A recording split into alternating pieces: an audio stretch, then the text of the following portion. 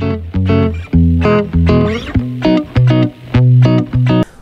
Students to my channel Deep educations. ઘણા બધા સ્ટુડન્ટ્સના મનમાં આ ક્વેશ્ચન હશે કે મારે ઓનલાઈન એક્ઝામ આપવી જોઈએ કે ઓફલાઈન એક્ઝામ આપવી જોઈએ. ઘણા બધા સ્ટુડન્ટ્સ મને પૂછતા હોય કે ભાઈ સર મારે શું કરવું જોઈએ. તો બે વસ્તુ છે કે જો તમે ઓનલાઈન એક્ઝામ આપો હોય, ઓનલાઈન બેઝિકલી કોના માટે છે કે જે એવા સ્ટુડન્ટ્સ છે કે જે અમદાવાદની બહાર રહેતા હોય, રિમોટ એરિયાઝમાં રહેતા હોય અને કોઈ સંજોગોમાં અમદાવાદમાં આવી શકતા ના હોય, કોઈ એવી પોસિબિલિટી ના હોય, તો એના માટે ઓનલાઈન બેસ્ટ રહેશે. કારણ કે ઓફલાઈન એક્ઝામ આપવા માટે પોસિબલ નથી ને કોવિડની સિચ્યુએશન ક્યારે ક્લિયર થાય, ક્યારે યુનિવર્સિટી એક્ઝામ લે, કશું સિક્યોર નથી. એટલે એવા સ્ટુડન્ટ્સ છે કે જેને કમ્પલસરી ઓફલાઈન માટે વિચારતા જ નથી અને એના માટે પોસિબલ પણ નથી, તો એ ઓનલાઈન એક્ઝામ આપી શકે અને એનું સેમેસ્ટર 5 જે છે એ ક્લિયર કરી શકે. તમે ઓનલાઈન એક્ઝામ આપવાનું ડિસાઇડ કરો કે ઓફલાઈન આપવાનું ડિસાઇડ કરો. પણ મેં જે પેલા માસ્ટર પેપર સેટની વાત મેં તમને કરી હતી કે હું એની પર 20% ડિસ્કાઉન્ટ ઓફર કરી રહ્યો છું ને એમાં અમે એટલા સ્ટાન્ડર્ડાઇઝ કરીને એને અરેન્જ કર્યા છે અને ડિઝાઇન કર્યા છે કે ઇવન એટલા પેપર્સ પણ તમે કરીને જાઓ તો you will get the best of best result. એટલે મારો તો તમને એક આગ્રહ છે, એપ્રોચ છે કે તમે એને પરચેસ કરી લો અને એની પ્રિપેરેશન કરો તો એ તમને સ્કોર કરવામાં હજી વધારે MCQ છે, તમારા થિયોરિટિકલ છે, તમારા પ્રેક્ટિકલ છે, ઘણી બધી હેલ્પ કરશે.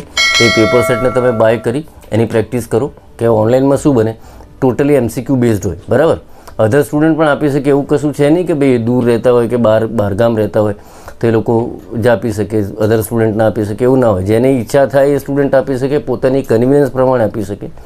પણ કોના માટે સુટેબલ છે તો એક તો આ મેં કહ્યું હોય કે ભાઈ જે રિમોટ એરિયાઝમાં રહેતા હોય, જે અમદાવાદમાં ફિઝિકલ ફોર્મમાં આવીને એક્ઝામ ના આપી શકતા હોય તો એ લોકો માટે વધારે સુટેબલ છે. બટ અધર સ્ટુડન્ટ્સ પણ છે કે જેને આ ઓનલાઈન એક્ઝામ આપવી છે, તેના ક્રાઇટેરિયા શું હોય તો 25 MCQs તમારે એટેમ્પ્ટ કરવાના હોય, 2 માર્કનું, એક એવા 50 માર્કનું તમારું પેપર હોય અને એની પેલી ગાઈડલાઇન્સ મેં પહેલાં પણ કહ્યું હતું, તમે પેલા વિડીયોમાં જોઈ હશે અથવા તમારી પાસે એનું સર્ક્યુલર પણ હશે. તો આટલા બધા ક્રાઇટેરિયાને તમારે ઓનલાઈન માટે ફિલઅપ કરવામાં કમ્પલસરી છે. જો કદાચ એકાદ પણ રહી ગયું અથવા માનો કે તમારી ડ્યુરિંગ ધ એક્ઝામ્સ નેટની સ્પીડ જતી રહી તો બધું રિસ્ક તમારી ઉપર રહેશે. નેટ છૂટી જાય તો એમાં તમારું કંઈ નહીં, એમ you lost M.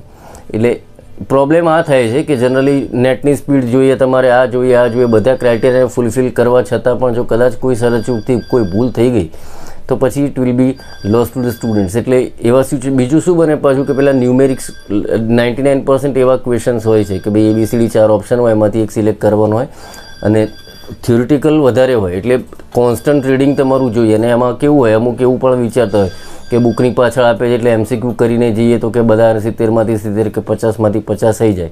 Not necessary. MCQમાં ક્યારેય કોઈ પ્રિડિક્શન ના કરી શકે. હું એક પેરેગ્રાફમાંથી 10 MCQ બનાવી શકું. એટલે એવું માની ના ચાલે કે આપણે આટલા કરીને જઈએ એટલે એમાંથી થઈ જશે. Not necessary. કદાચ થઈ જાય by chance, that is the different thing. પણ એવું માની ના ચાલે કે ના આવશે જ ને આપણે કરી જ લઈશું ને આપણા માર્ક્સ આવી જશે, એવું માની ના ચાલે. કારણ કે લોસ શું જાય, માનો કે તમારું એક MCQ ખોટો પડ્યો એટલે 2 માર્ક ગયા, 2 ખોટા પડ્યા 4 માર્ક ગયા, એટલે માર્ક ઓછા થવાના ચાન્સીસ વધી જાય. એની અગેન્સ્ટમાં એ પણ થાય કે તમારા માર્ક્સ વધે પણ ખરા. 25માંથી 25 સાચા પડી જાય MCQ તો 50 માર્ક પૂરા આવે. બરાબર, એટલે એક આ વાત થઈ કે રિસ્ક ઉપર છે ઓનલાઈન. તમારી મરજીની વાત છે કે તમને કમ્ફર્ટેબલ લાગતું હોય કે ના મારું રીડિંગ એટલું સ્ટ્રોંગ છે કે હું દરેક MCQને સારી રીતે એટેમ્પ્ટ કરી શકીશ, દેન વિચારો કે MCQ બેઝડ એક્ઝામ અપાય. અથવા તો પેલા જે રિમોટવાળા છે તો અહીંયા આવી શકવાના જ નથી એટલે એને તો કમ્પલસરી આપવાની છે, એ વસ્તુ તો ડિફાઇન થઈ ગઈ. ત્રીજી વાત રહી ઓફલાઈન. તો બે સિચ્યુએશન બને કે ઓફલાઈનમાં કાં તો 50 માર્કનું પેપર હોય કાં 70 માર્કનું. હજી સુધી કંઈ ડિફાઇન નથી થયું તો આપણે એને બે અલગ અલગ સેન્સમાં સમજવાનું કે 50 માર્કનું પેપર હશે તો જનરલ ઓપ્શન હશે કે ભાઈ 4માંથી કોઈ પણ 2 ક્વેશ્ચન એટેમ્પ્ટ કરવાના અને પેલા MCQs તમારે એટેમ્પ્ટ કરવાના 10 માર્કના. 70 માર્કનું તો આપણે રૂટીન જે વર્ષોથી ભણી જે પેપર સ્ટાઇલ છે તો એમાં તો કોઈ પ્રોબ્લેમ થવાનો જ નથી ઓફલાઈનમાં. પણ માનો કે એ વસ્તુ થઈ કે ભાઈ માનો કે 50 માર્કનું પેપર થઈ ગયું તો તમારે 4માંથી 2 ક્વેશ્ચન લખવાના આવશે અને 70 માર્કનું હશે તો આપણી ટ્રેડિશનલ પેપર સ્ટાઇલ પ્રમાણે લખવાનું આવશે. પેલો બીજો ક્વેશ્ચન એમને પાછું એ પણ થાય કે ભાઈ અમારે એક્ઝામ સેન્ટર દૂર આવ્યા તો શું કરીશું, એમ કે માનો કે કોઈ રહેતો હોય કાળુપુરમાં નંબર આવે એનો સરખેજ તો શું કરશે. તો એવું નહીં બને. એનો નંબર ક્યાં આવે કે નિયરેસ્ટ કોલેજ હોય, માનો કે તમારા ઘરની નજીકની જે કોલેજ હોય ત્યાં જ તમને અલોટમેન્ટ થાય સીટનું. એટલે કે તમારે દૂર જવાની જરૂર નથી. એટલે એનું ટેન્શન ના લેતા કે ભાઈ મારો દૂર નંબર આવ્યો તો હું શું કરીશ. ત્યાં સુધીમાં તો ભગવાન કરીને કોવિડ ક્લિયર થઈ પણ જાય, પોસિબલ છે કે ભાઈ વેક્સિનેશન થઈ જાય ને બધા કોરોનાથી ફ્રી થઈ જાય. આપણે તો એવું જ ઈચ્છીએ કે બધાને આમાંથી રિલેક્સેશન મળે ને બધા આ કોરોના અહીંથી દૂર થઈ જાય, ભાગી જાય, બધાના જીવનમાં શાંતિ આવે એમ.